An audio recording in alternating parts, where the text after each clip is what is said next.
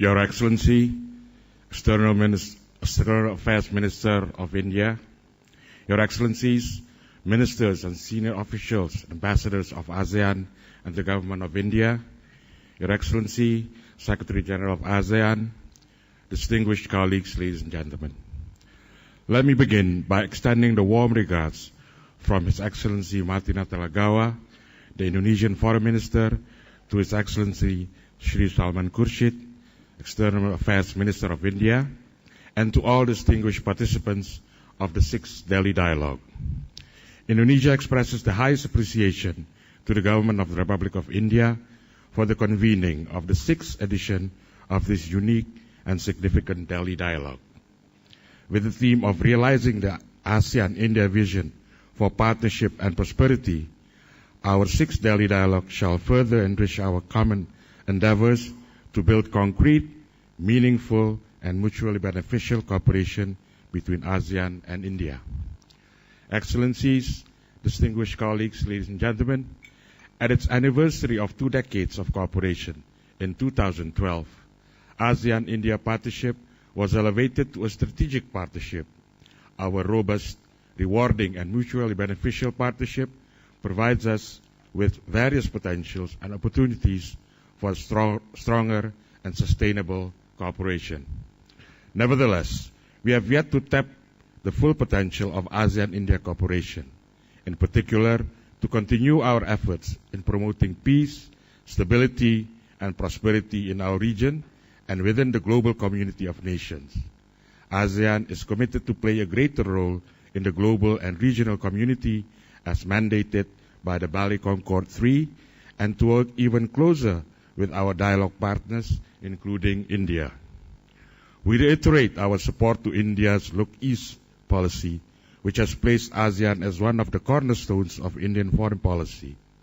For ASEAN, India continues to be one of its significant and strategic partners. While mapping the future of ASEAN-India partnership, allow me to share some of Indonesia's views on the areas of cooperation that should be prioritized. First, increase our economic cooperation to ensure our region's economic growth and resilience. A new trade target of $100 billion by 2015 should be achieved with concerted efforts from all of us. Collaboration for the advancement of small and medium enterprises should be promoted to maintain economic growth and resilience. Both governments and private sectors should work hand in hand to contribute to the development of nations, our region, and the global world.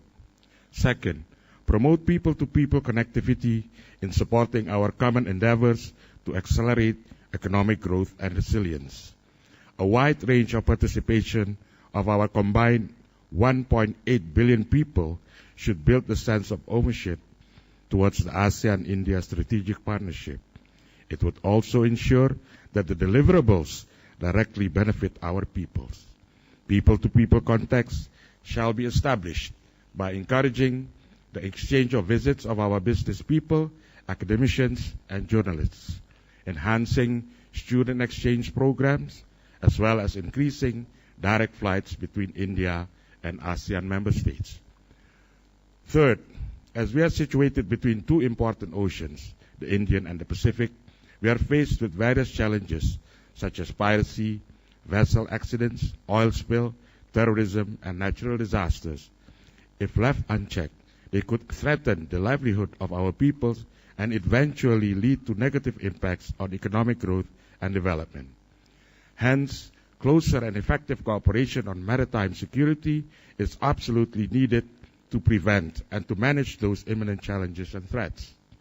Fourth, for ASEAN, it is indeed fundamental and necessary to set up a vision for ASEAN community post-2015.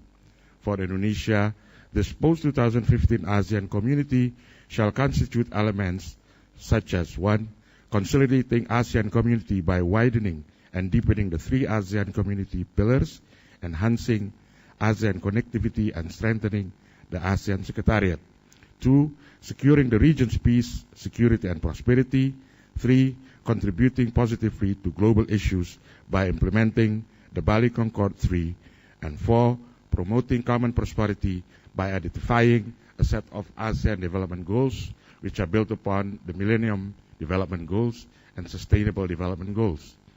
Indonesia also believes that an enhanced collaboration between ASEAN and its dialogue partners, including India, will highly imperative in our common endeavors beyond 2015. Thus, ASEAN-India strategic partnership should be further promoted, deepened, and developed beyond ASEAN Community 2015. It is time for us to materialize our partnership, time to make it even more mutually beneficial and effectively contributing to the peace, stability, and prosperity of our region. Fifth, as part of a wider region of East Asia, both ASEAN and India shall remain alert in addressing our common challenges such as trust deficit, territorial disputes, as well as geopolitical and geoeconomical shifts and changes. If we are being passive, it means we allow rising tensions. It means we allow potentials for conflict to become real conflicts. Given such phenomena, Indonesia views that we need to develop further the 2011 Declaration of East Asia Summit on the principles of mutually beneficial relations to become a more legally binding instrument. Indonesia foresees that it will somehow be similar to the Treaty of Amity and Cooperation. However, this time for a wider region, including countries around the Pacific and Indian Oceans.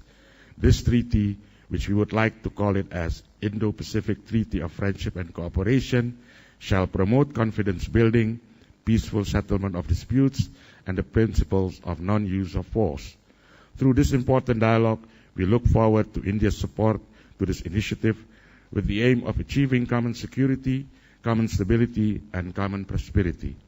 As a final note, Indonesia continues to believe that the Delhi dialogue will remain and continue to be one of the premier platforms under the ASEAN-India strategic partnership, which generates high expectations from all stakeholders.